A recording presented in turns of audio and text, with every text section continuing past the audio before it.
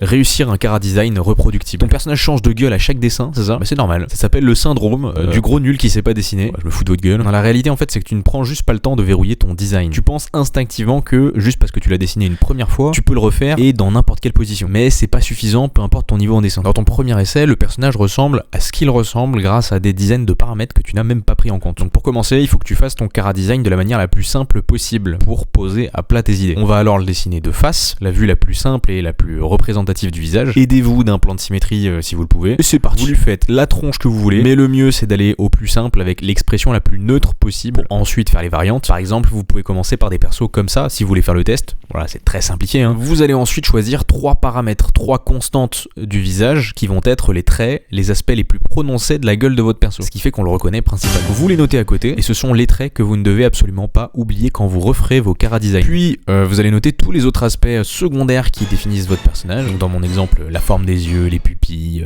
largeur et hauteur de tête, coupe de cheveux, marque, tatouage, etc. Et enfin, une fois ceci fait, vous allez pouvoir reproduire votre personnage. Donc on va passer à la vue de profil pour commencer. Pareil, vous dessinez ça en vous aidant des repères physiques que vous avez notés. Et finalement, sur la même démarche, on entame une vue de 3/4. 3/4 face de la même manière. Si vous voulez, je vous ferai un petit tuto sur la vue de 3/4. Voilà, et ce que vous êtes en train de faire là, c'est une fiche de conception de personnage. C'est utilisé par les mangaka, les animateurs 2D, gardez-la précieusement. Une fois que vous avez verrouillé votre chara design, ça vous servira de repère pour reproduire votre personnage au complet sans omettre un seul détail. Évidemment, ce tuto est incomplet. Je vous montre une méthode uniquement là pour la tête, mais il reste encore toute la partie accessoires, corps et traits de caractère. Mais grosso modo, le principe reste exactement le même en fait. Répertoriez un maximum en amont et votre personnage sera plus facilement reproductible.